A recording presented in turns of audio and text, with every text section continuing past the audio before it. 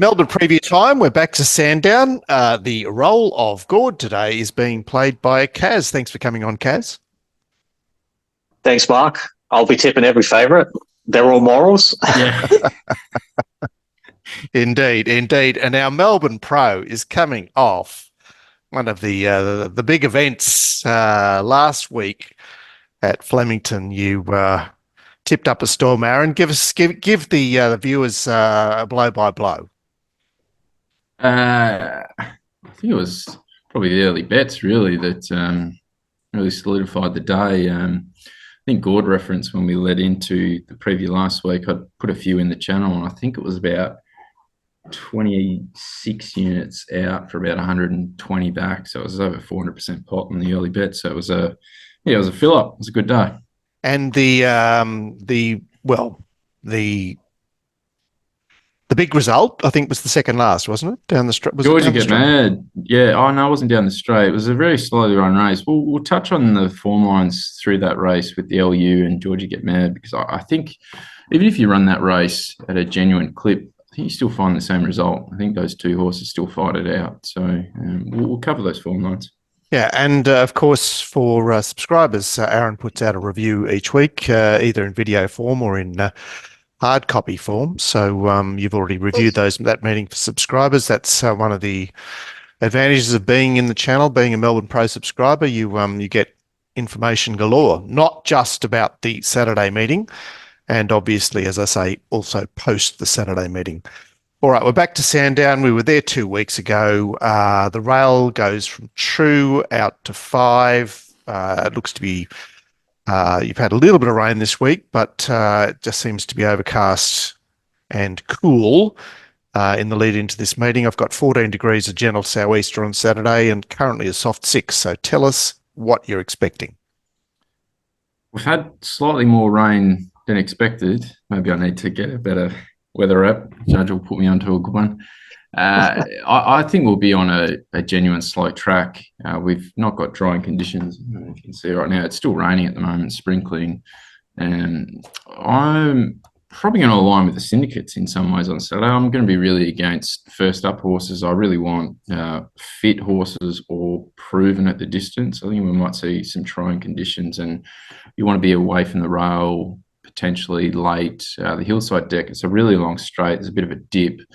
And you can really find some horses out this time of year that aren't fully wound up and proven at the trip. But it's good we've got Kaz on, because there's some really strange starting points on the hillside deck, and there could be some really notable data points from barriers and settling positions. All right, but no races around the full course. The longest race is 1800 on Saturday. This, of course, is the stellar program from last year, Aaron. Hard to cross, 40 to 1. It's 15s into 5s already on this card. Yeah. Anyway, that meeting was on a 5-metre rail, the corresponding meeting last year. It does appear to me that 1 out 1 back was your friend on that occasion. Kaz, have you got any sort of metrics for Sandown that you wish to share? That sort of, the style of runners you're looking for, or anything pertinent to the setup on Saturday? It's a bit of an on-speed track at most distances, so you definitely want to be getting up there. The barriers are more dependent sort of on where the starting position is, so I'll go through that for each individual race. Of course, the common wisdom is that long straights give every horse a chance. But I mean, my perspective on long straights is that they tend not to go as fast as they do on smaller tracks, because everyone's sitting there thinking we've got 450, 500 metres. I'm not sure how long the straight is at Sandown, but it's a long straight. We've got all that time to run them down. Right, let's start with the shoot start, which is down the hill. There's 2 of those on the program. This one's for 2-year-olds. Husk, a Wednesday winner at this track last start, is $4.20. Interest point $4.80. Blue Renegade 5. Coraline 5. Supercilious 7. And my leader is Blue Renegade. What are you suggesting, Aaron? Yeah, I thought the speed in the race was Blue Renegade and Interest Point, like almost a carbon copy of what happened there at Caulfield there last start for those two runners. Spoken about this a few times, and I know you're aligned with my thinking this, Mark, is that 1,000-metre races tend to be reserved for, distance specialists or first up horses. The one Not so much in the lower grades, in the 2-year-olds and maidens and stuff. The exception for me is really this is 2-year-olds this time of year at the hillside deck when, it's almost close to it's not straight track, but it's a really long run in to the bend. It's only a short bend to navigate, and then you got a 500-metre straight. I would much rather have a fit, proven horse and be settling on speed, which I think these two runners are. They've both got some really nice lines, and they're going to settle on speed, and they put an absolute hole in the field. And I went into that race thinking that was going to be a strong form race going out of it for, a 2-year-old race at this time of year. And I'm very happy to sort of stick with that opinion. The other couple sort of down the bottom, look, they've got ability. Husk and Coraline come through the same race there last start at the track and trip. I just don't think there's much depth in that race. I thought Husk had a really nice run. I just got past them late. Coraline was held up to about the 200, but it still got out and had every opportunity to sort of run down and sort of show that it was potentially unlucky. And I didn't think the last 200 was sort of a flashing white for it. And then you've got the couple down the bottom, which first up a debutant, Superlicious and Clean Reef. I thought the horses to follow from their jump outs and trials in their most recent was actually the second horse in both. So as much as I'm opposing wanting to be first up or debutant on this track, I'd have a close look at the second horses from those two. Okay, Kaz, 1,000 metres at Sandown. What are you typically looking for? Wider barriers. Like, I imagine that's because you're sort of encouraged to press, but it's like on speed. You definitely want to be on speed if you can be. All right, and have you got anything to recommend us as far as this race is concerned? Yeah, in saying that, I actually liked Cora Lynn first start. So it was very green. It wasn't suited sort of on the inside there, and it just looks like a horse that can take a lot of improvement. It has a lot of upside. So, like, I don't think the rating was that bad at that race. And, like, if it made significant improvement, like a couple of lengths, I think it will win this race. Blue Renegade leads, and he's going to be hard to beat from up there. Husk from the wide gate. I mean, they're going to press with him. Outside lead, 101 back. So there might be like a little bit of pace here. And if Cora Lynn sort of gets a little bit more room, like in the straight, and sort of comes into it a bit better, I think she'll let down. I agree. It seems like you'd be better with a wider barrier. Is that right? Yeah, but I think they'll sort of push and she'll end up in a nice spot just because of the small field. If it was a bigger field, you'd definitely want a wider barrier. But I sort of agree with what Aaron was saying, or he thought like she didn't just let down, but I've kind of excused that in her poor racing manners and being tight first start in the race. Okay, and I see that Celine is down to 54 for Saturday only. So it looks like she's, well, trying everything, shall we say. All right, race 2 is a 3-year-old race over 1,400 metres. Enna's Dream is $4.80. La Fracas is $5.50. 10 deep 6. Mogwai down from Sydney $7. Double figures the rest. I did find 5 leaders here. I don't know what you say, Aaron, but 10 deep mislead. Gallant Prince, La Fracas, and Crements rip roll with a little bit of speed. How will they sort themselves out here? I think 10 deep's your most likely leader. I think this, as much as it absolutely gapped in there last start, I think it might be a touch soon for it. But you saw it was essentially like playing poker with your hand on the table, face up there, first up with Moody, putting lane on, leading first up at Mornington. You can just about count on one hand the amount of times that's happened. So I think they've got a real opinion of the horse, and it obviously gapped them there last start. But I just don't think that's form that it's bringing in. La Fracas is one I'm... Sorry, can I just pull you up there? You know, we're from a a person that doesn't know the provincial form, is there a difference between the 27s and the 38s? I see this, they tend to be run at the same venues, but a $27,000 maiden versus the $38,000 maiden, do you get much class difference in those? Or is it just case by case? I know how you sort of price markets, and you've got the price brackets and you give a point base. I don't do that. I just look at the strength of the field.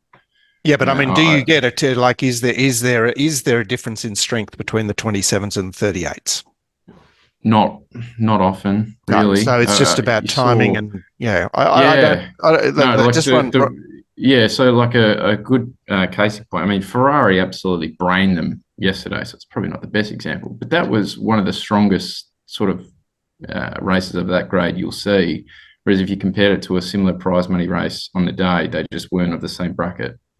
So it's a case by case, yeah. Yep. All right. And sorry to interrupt you. Go on with your analysis of this race. Yeah, Lafracaz is one I'm concerned about, but I just can't get it into this price at the moment. It was ultra impressive. I'm normally happy to stamp him off Pakenham runs, but visually it looked really impressive late. But when you compare the data, the last 200 was just fair. I think it was actually flattering. What was in behind it was just completely stopping. So I probably need to see a run in town for me to get it into that quote. Ennis Dream is third up. It went from 11 to 14, not ideal.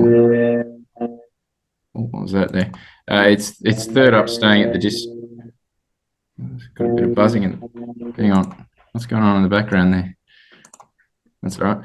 Ennis Dream was first up off a long spell. Just about should have won behind Title Fighter there first up. Then was 11 to 14. That's not ideal. Now it's third up, fit, and the map really works. Cut out of the ground works.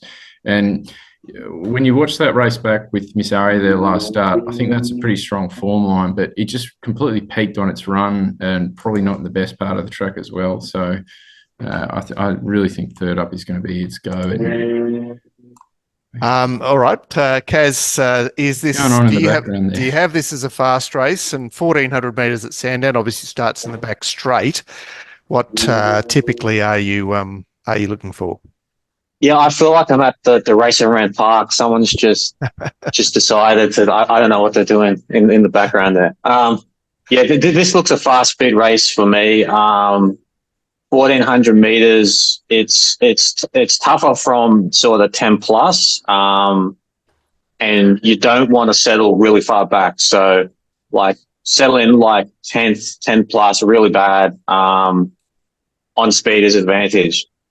I thought like this was a very open race, sort of 10 deep, Lafracaz, good maiden winners coming into here with scope.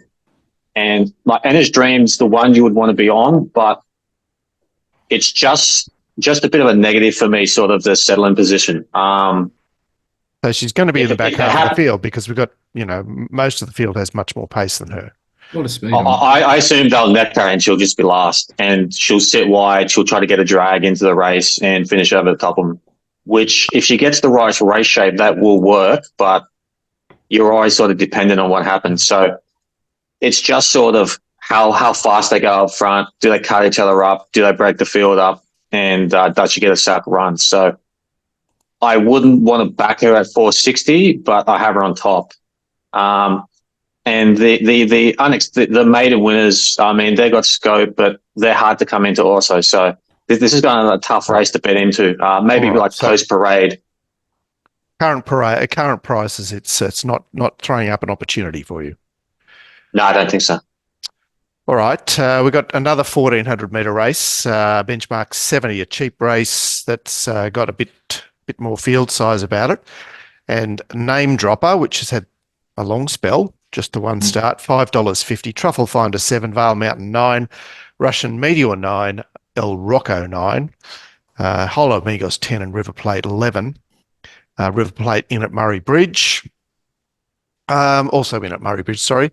At Name Dropper from 5 and Vale Mountain from 1 as the leaders. Aaron, what are you expecting? Yeah, Vale Mountain, Name Dropper, potentially River Plate from a wide gate going forward. This Name Dropper is a very interesting horse to try and analyse. Watching the replay, it didn't look overly impressive. The data was really good in the last 400, and it was a first start at 1400 as a 3-year-old or late 4-year-old or whatever it was. Just about every horse has won through that race since. I think there was 12 runners. I think 9 or 10 of them have won since. So I messaged GK about this actually, and he thought the strength of the race was good, but wanted to oppose it. And I really want to oppose first up horses on this deck. Vale Mountain, I think, probably gets its chance out in front. Had a bit of a tricky time there last start, but what it was doing prior to that was really good and probably enough to measure up in a race like this. And then you've got a horse down the bottom there with in Truffle Finder, which is completely airborne this preparation. I mean, it was held up behind Anglin, beaten half a length. That's strong enough in itself for a race like this. But the form through its previous 3 starts is really good, especially its last 2.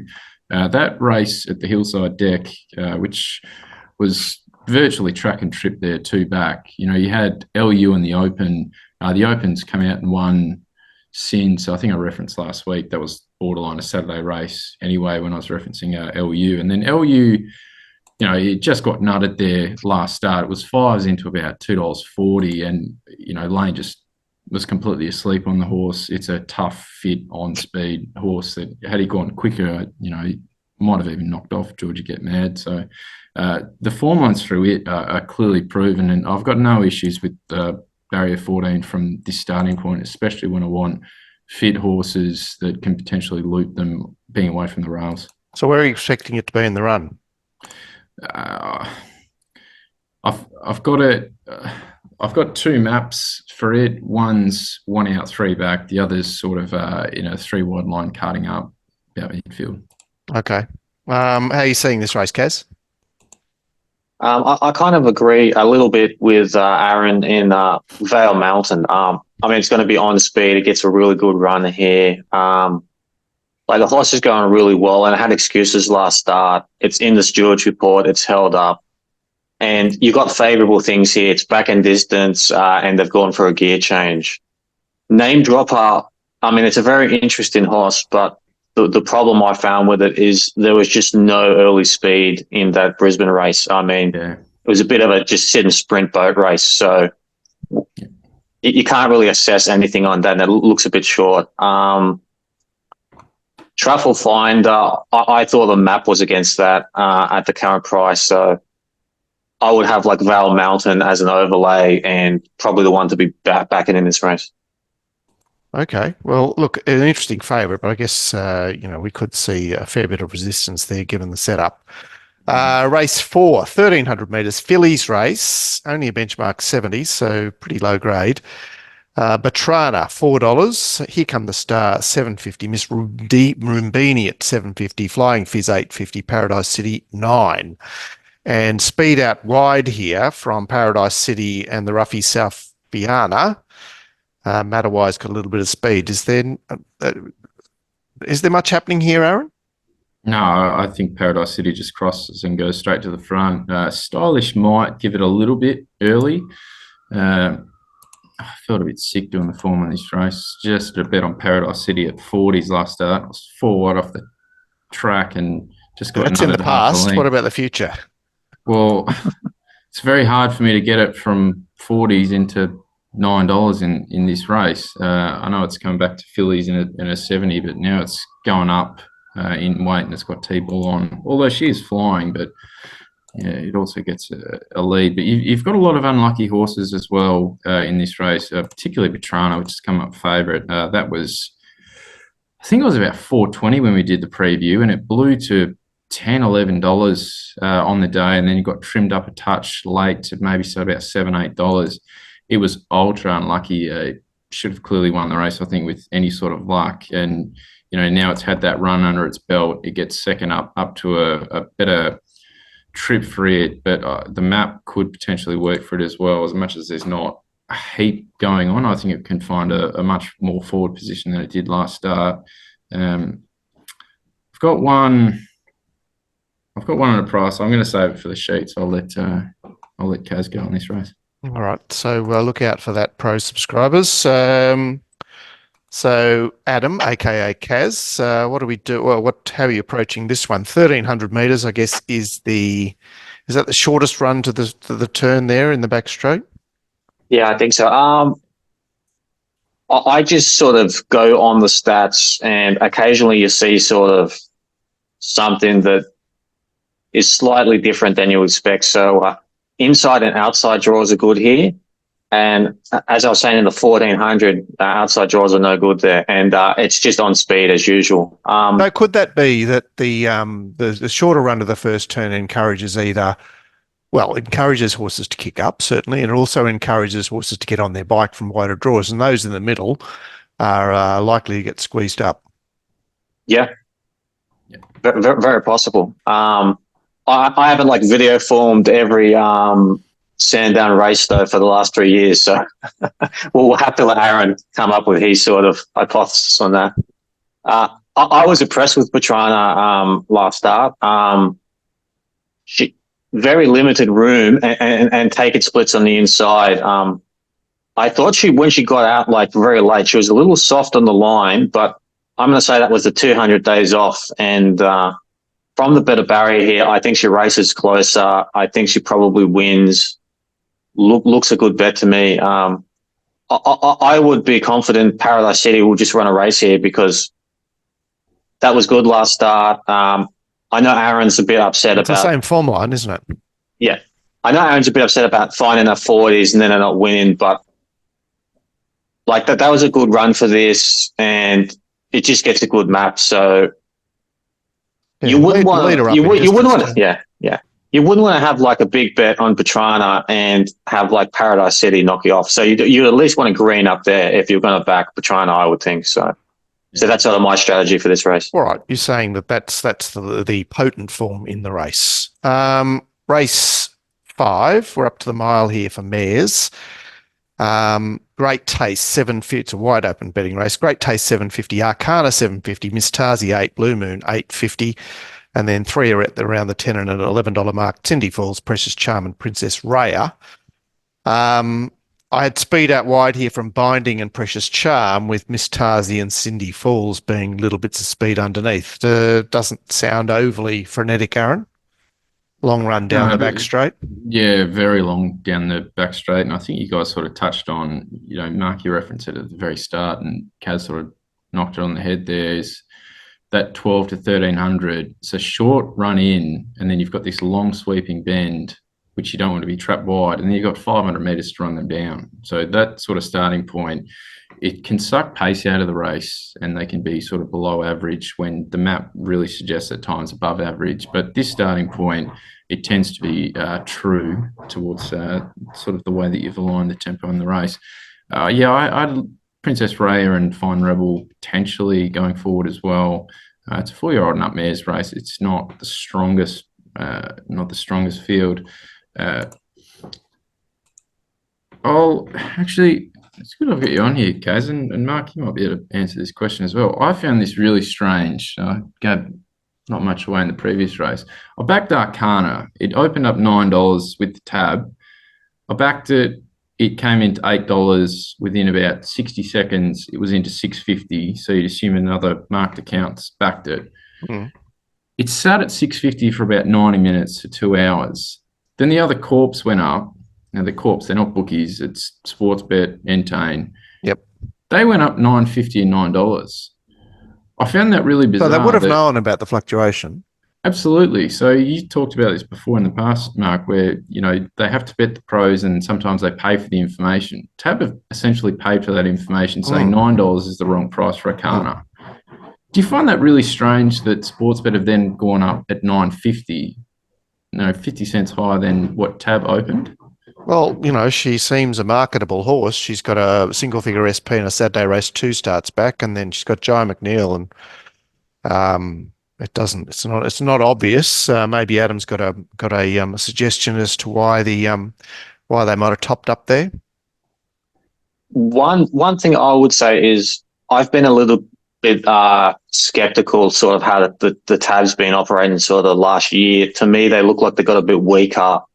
They're moving things easier. So like Sportsbet might be of the opinion that sort of a move with the tab is not necessarily like to be respected unless they sort of see the accounts that they want like to move for it as well. Okay. All right. So Aaron, have we, what have you got to say about this race? So I've clearly given away. I'm on Akana. I'm pretty keen on this horse. I thought it raced out of its skin there last start when it clearly wants cut out of the ground, and that was a concrete 3 deck, clearly not to its liking. You just got to check out the form lines previous start where it was stuck on the rails. The rails was completely off, and it rattled home, got past a stack of runners late. But the form's been frank with Fancify. As much as it was a slowly run race, Fancify's come out and won in, I think it went about 4 lengths quick to the 800 there last start. So, it comes out of a slowly run race, but it was clearly franked against the bias. And then last start, I just think it was given none on that really firm track. The thing you've got to try and, get around is the map. And I don't think it's a horse that Kaz would be particularly keen on, but I really like it on a deck like, Hillside, where it's got every opportunity to sort of loot them and the cut out of the ground. And, this, as I just said, this is a 4-year-old and up mare's 74. It's not particularly strong, and I think it's clearly better than this grade. All right, where's your guts here, Kaz? And what are you looking at? This is our first mile of the day. Any preference for race shape, running style? Yeah, outside draws are under bet here. They're not statistically better, but they're just slightly more profitable. Lead-in has been tougher at the 1600. So you want to settle like in behind the lead. So sort of like 4th to 9th. Settling well back like 10 plus is still really hard to win from. That's still bad. So I actually kind of agreed with Aaron here. Arcana, it was good last start. Looks hard to beat here. Blue Moon, that's going to be competitive. Comes out of the same race as Great Taste. So that's another with a good run. And number 4, Miss Tazi, that's got good figures to close off its preparation over the 2000.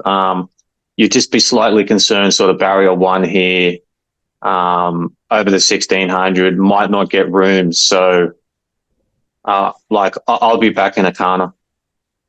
All right. I didn't find any leaders winning at this program last year. It seemed like a stalker's day. So we get that, of course, brings us to Hard to Cross, the winner at the mile last year in the 3-year-old race. He's 550 in race 6. Concord is first up from overseas. He's reported as being gelded. Of course, he was gelded back on the 17th of November. Well, he was gelded before the 17th of November, not 2022. So that's incorrect. He's 650. He's beset $8. Jabberwocky's $8.50. Falcon of Malta 10, and Hennessy there 12. Again at the mile, this is 78, and speed looks out wide. So from the middle, Golden Crusader, Falcon of Malta, Slane and Holbein with Hennessy Lad, perhaps using those to bring him across. What are you saying about the map and the race, Aaron?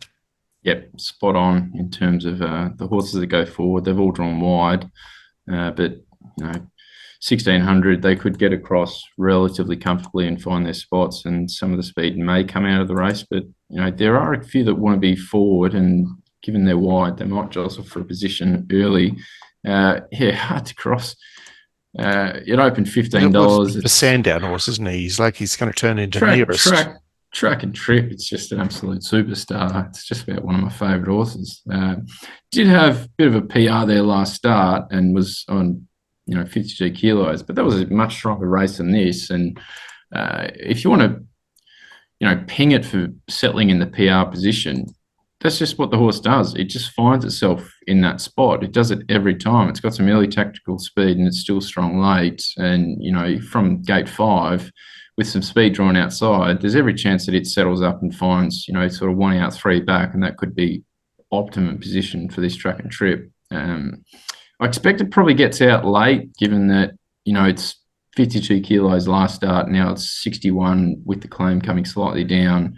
There might be some resistance, especially given that, this has been a pretty big go. That's my observation. My observation of horses that go 57 win down to 52.5 win up to, in this case, 58.5. I'm sure there's a strong school of thought that wants to take this on. Yeah, you've got to get better late. I think there might have just been a couple of marked accounts that have had something on. Yeah, as far as the other, I mean, we've got Kaz on. He's obviously the Euro guru with Concord. I just can't back. Are we revealing him? Are we as Gord's international man? Is that true, Kaz? Have I said too much there? Sorry. Sometimes maybe there's someone else as well. One of Gord's Euro gurus is Kaz. I find it's a very profitable spot to take these European horses on first up in Melbourne over this distance. It's not a profitable spot in Sydney, but they send the better ones there first up. They've got ability. They tend to be the ones that are going to be second preparation, a bit like Berkshire Breeze, where it needs a little bit of time to settle in and then really explode second preparation. I haven't even done the videos on this. I'm just going to oppose first up horses. They're all cheap races as well. And I always oppose European horses in Melbourne first up when they're 6-1 or whatever they are. He's beset was a really strong win first up, especially when they elected to just go and sit outside the leader first up. That was a bit of a signal of intent that this horse is coming. Is it likely to go to Murray Bridge? I see it's there. I hope not, because I've had something on it here. And then get your money back if it scratches. Can't lose. Last start in that Bigolino race, it was just held up at a really key time. It was probably actually held up in two parts there and wasn't really suited. I thought it was really strange, though, that Childs gets off and McDougall jumps on when Childs has jumped on Falcon of Malta. Falcon of Malta is completely airborne and obviously goes straight to the front. I know Childs is a heavyweights jockey, but I found that quite interesting because I think his set has come back better than it was going previous preparation.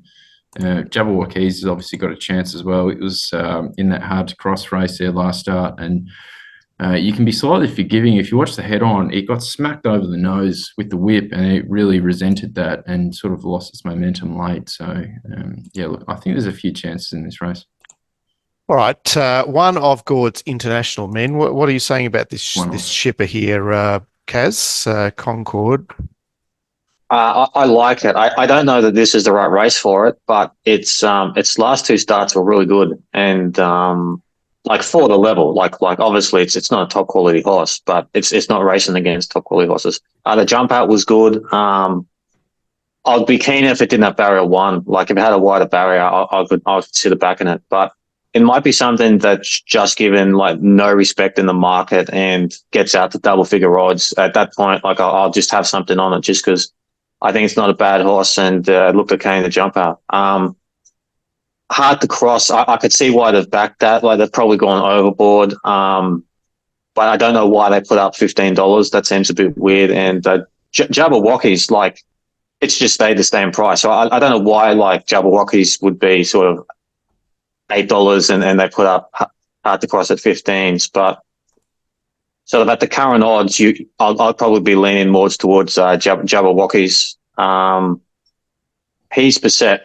I kind of think like if I had his beset, I'll go to the easier race, better drawn, less of a step up. So that doesn't mean that they will, but that's just what like I just have an inkling that they might sort of take the easier option. Jordan Childs perhaps is suggesting that going on to Falcon and Malta as well. Yeah.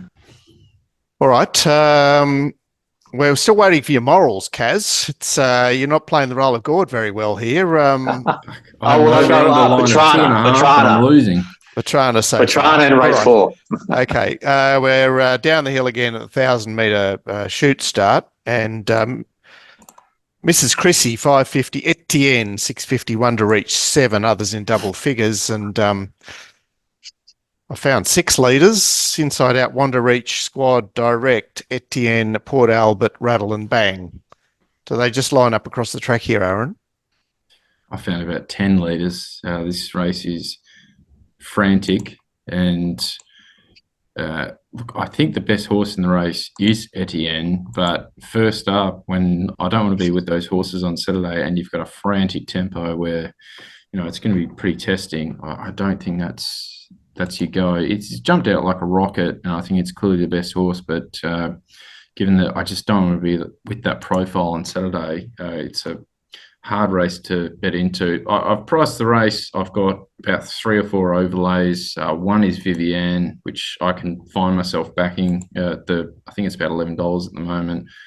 Track and Trip is just through the roof. I've got no issues with the wide gate and the weight because Bull's got a bit of weight relief, and this is like it's borderline straight racing really when you've got this much tempo and only Yeah, they'll stay in the lanes, won't they? Yeah, exactly, and especially this part of the day when I'm thinking the inside might be off, especially in the latter part of the card.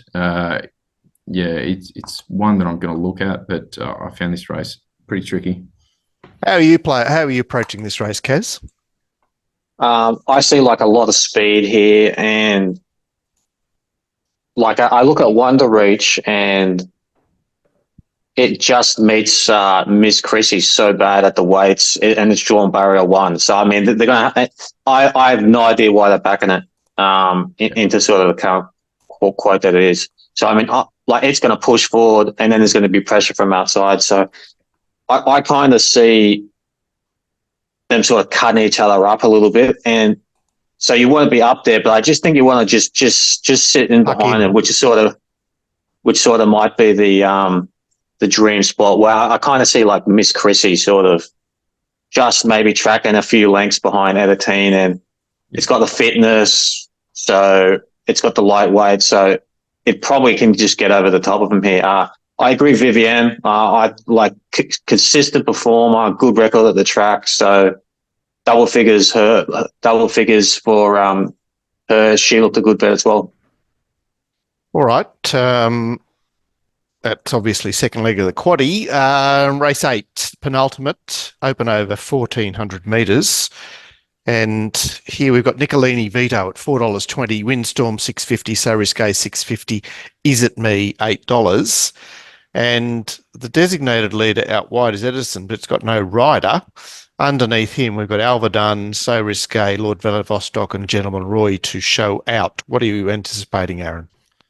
I just don't think there's much speed in this race. Edison leads when it can get away with something, which you really saw a few starts ago at Caulfield there when it beat Bankmore. When it gets taken on, it can't lead. Too Close to the Sun is a designated leader, but it's not a quick horse. And then Gentleman Roy, the maps say it's going to go forward. In a previous life, it definitely would. I'm not sure how well it's come back.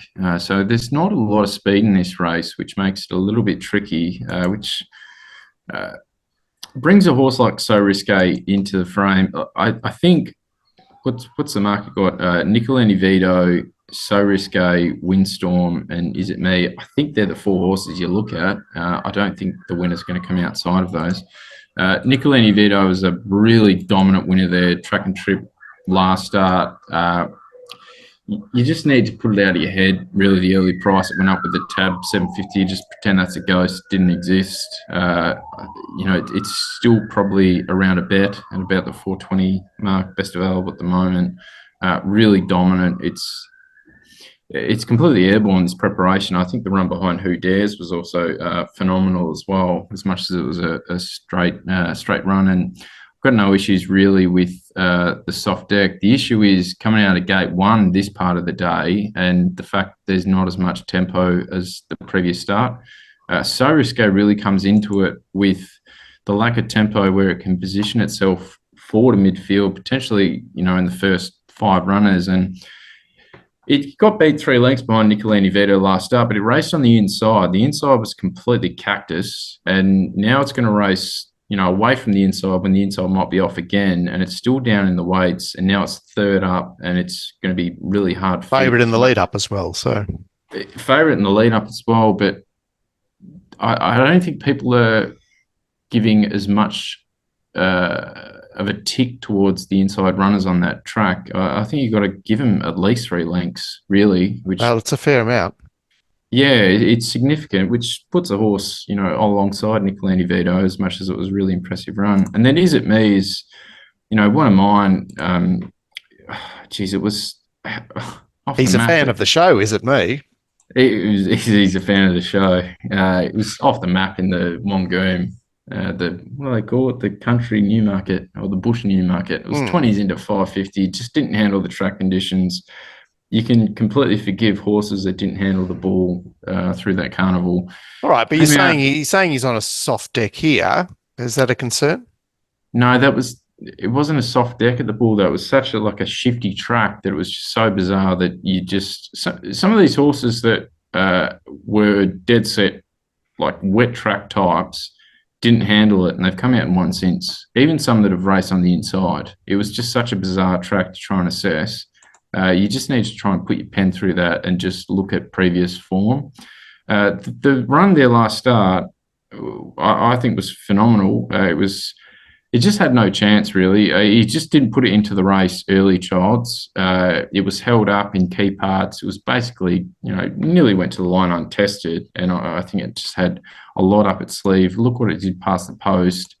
The slight query is going up to 1,400. It always looks like a 1,400-metre horse when you look at, I think there was a run at Cranbourne or Ballarat there one day when it was 3 wide, 4 wide, no cover the trip, and it just screamed, I'm a horse that can go up in distance. But it just seems, based on the data, that it might be better suited at 1,200 metres, regardless of sort of the pace shape in the race. So it's a really interesting run, isn't it, man? Yeah, well, this is an exposed race, which typically is a data man's dream. Ad, are you approaching this with any confidence? Yeah, I think he got it back so risque, but it's kind of a hold your nose bet. It's favoured in the lead up. It was obviously well beaten last start. Aaron's given sort of an indicator that was in the wrong part of the track, so that's a positive. But it just maps heavily advantaged here, like in comparison with sort of Nicole Vito, who's going to get buried from the rails, and Windstorm's going to get back, and Windstorm also. It's a lot shorter here, and whilst it was a good run last start, I like an older horse. I don't know that we can be confident that it's necessarily going to reproduce. So this is the XWA horse, isn't it? Yeah. Is that its first run for Gavin last start? That's his first run for Gavin. Yeah. It was a very good run. Yeah, Leek got it back from the 100, the 1,000 days off or something. Yeah, fair enough. A good run. Looks like an interesting setup. You go on, Ad. Yeah, so you would include it off that run in the quaddie, but I don't want to back it. I'm just not convinced it's going to reproduce. Whereas so risque, he did run out of a really fast tempo race and then go into that other one, which was a bit slow. So maybe he was a little bit flat in that race. He was in the wrong part of the track. So he's not a bad horse. You just got to go there sort of based on the map, I thought. I know what Gord would tip in this race because he'd go, well, Nicolini, Vito, So Risque and Windstorm, they're all tied together. And look, I've got a boyfriend here. Showmanship. That's his boyfriend. Well, I can tell you what Gord's going to tip on this card because I spoke to him last night about this, given that he wasn't coming on. He said just map bet the whole day. Yeah. All right, fair enough. Let's get to the nightcap where we're stretched out to the 1800, which starts at the end of the back straight.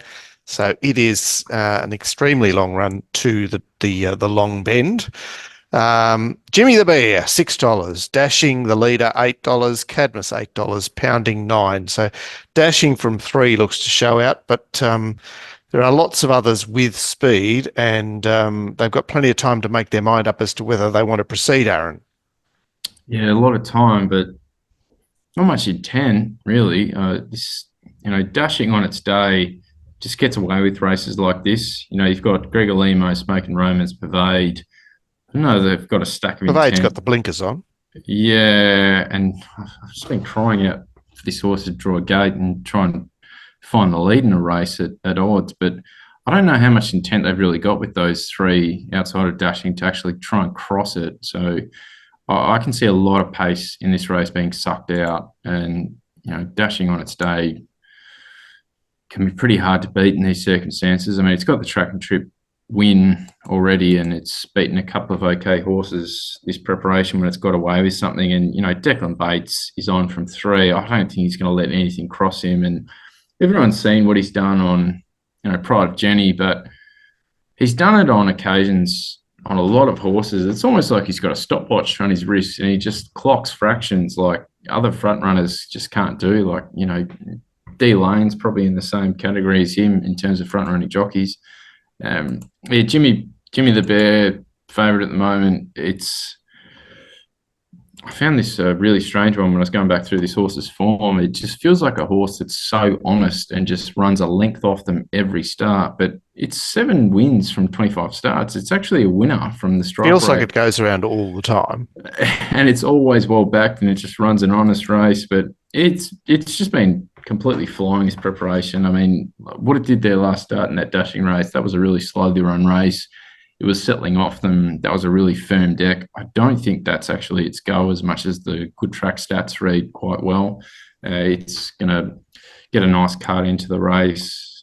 Cadmus down the bottom there, that was just like off the track the whole way there last start in a high rating race, really. And what it did there, the start prior was pretty good. It's right down in the weights. Wycliffe, normally you want to back these ones first up when they're, you know, stage resuming at that sort of a trip. They might have a turn of foot. It probably should have won the race at 100 to 1 their last start. It was bolting. It didn't get a run at them at all. So it didn't actually have to let down that sprint first up. So I'm almost treating this like a first up run that I've got an indicator. Yeah, it was at a 1,600 metre barrier trial. Yeah, and now we've got the track and trip stats as well to sort of tick off. You know, that's one I think we've taken $26 or $21. It's been knocked in a little bit. I thought that was massive overs, and it's right down in the weights. I know it's not particularly brave at $10, but I thought Pudding was a complete pen. Its only form was last start when it got away with absolute murder in front at the track and trip there last start. That's not form, I think, and it's, you know, you can mark this, I think, 30 to 1. All right, another sort of exposed form race to take us out, Kaz. Well, it's the only race over the 1,800 on the card. Is there anything different about that? Yeah, actually, so the 1,800 middle and wide barriers are fine. There's no massive advantage. Inside barriers, they underperform a little. I imagine that's probably just they get shuffled back. On speed is good, but over the 1,800, you can come from like 10 plus. So like lead-in's fine, and so is sweeping from well back. I wasn't thrilled with that lead up. Aaron's already mentioned it, but I mean, number 12, Wycliffe, it's had no luck. It's 100 to 1. I can understand the support here. At 26 or 21, yeah, I'll be interested in backing it. It just looks a little bit too short now. So if that gets back out to 20 plus, that's probably worth a play here. Number 16, Catamus. It's been good or prep. It raced wide last start, and it comes through sort of an alternative lead up. It's not sort of poisoned by that. So there was sort of where I was interested in going in sort of a competitive race. All right, so it does sound like that earlier one, which you referenced, Petrana, is the one you're keenest on the day. Don't forget to sign up to Melbourne Pro to get Aaron's early bets and final assessments, post scratchings, and of course the all-important yard mail 5 minutes out with additional suggested bets. And you get the chance to pick his brain as well. So if there's a horse you're keen on, saying, Aaron, tell me how it's parading. You know, you've got Johnny on the spot. And of course, Adam runs the Hong Kong Pro Service. Sooty's been involved in some Hong Kong action as well, but you've been up and running for a few months now, Ad. And that channel contains information from everywhere as well, doesn't it? Yeah. I've been doing a lot of betting in Singapore, which has been going good. So mostly sort of Hong Kong and the international races, sort of lower class international races, because they're hard to price up. you can kind of get a few good bets there. All right. Well, so look out for that if you haven't seen it. Kaz, I tell you what, I was standing up there last night for the India versus USA of all matches to watch in the T20. It seemed like an okay. It wasn't an okay match. It was there was a bit of jeopardy there. Yeah, it looked like they were going to get skittled early when they were about 2 for 3. And Kaz pops in. He says, "A bet on one $4.20 starts $2.80, wins." It's like happy days. Yep. There you go. Unfortunately, there wasn't enough of that last night. All right. Well, beauty's in the eye of the beholder, and it seems like Aaron logged on at the right time. I was happy. Okay, so don't forget, click that eye in the top right-hand corner if you want to take part in the Melbourne Pro Punter service, which you'll be pretty impressed with. Thanks for coming on, Kaz, and Aaron. We'll obviously see you around next week. That is the Sandown preview for the 15th of June. See you. Good luck, guys.